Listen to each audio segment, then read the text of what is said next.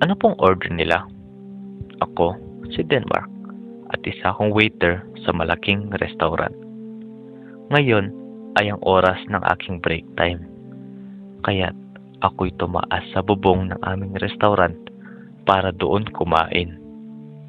Nang nakataas na ako sa bubong, ay may nasulyapan akong babae na tatalon pababa sa dulo ng aming building. Kaya't dali-dali akong tumakbo at hinila ang kanyang kamay paalis sa dulo ng bubong. Pinaupo ko siya sa isang upuan at malumanay kong tinanong kung bakit niya nga ba naisipang magpakamatay.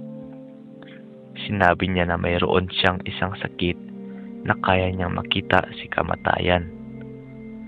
At ang mas malala ay hinihikayat pa siya na magpakamatay.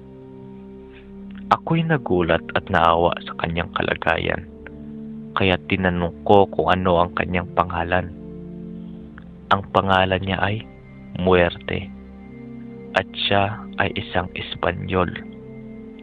Hindi ko maiwasang mamangha kung gaano kakaiba ang kanyang pangalan. Tinanong ko na rin kung may kapamilya ba siyang nakatira rito, ngunit ang sagot niya ay wala, at siya lamang ang namumuhay dito sa Pilipinas mag-isa.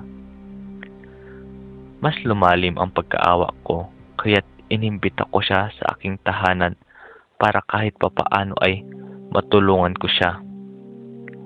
Dinala ko siya sa aking maliit na apartment at nang pagkarating namin ay agad siyang nagpasalamat sa pagtulong ko.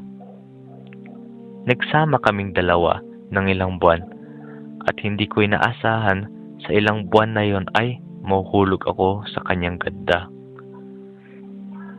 Dala ng aking damdamin para sa kanya ay sinamahan ko na lamang siya sa dating lugar kung saan kami ay nagkita. At yun ay ang bubong ng restaurant kung saan rin ay ako'y nagtatrabaho.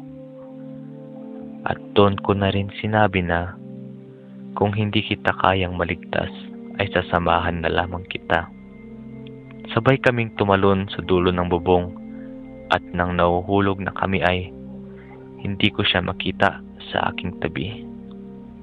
At nang pagkatingala ko ay andoon siya sa taas, lumulutang. At habang nahuhulog ako ay doon ko napagtanto ng Espanyol ng kamatayan ay Muerte.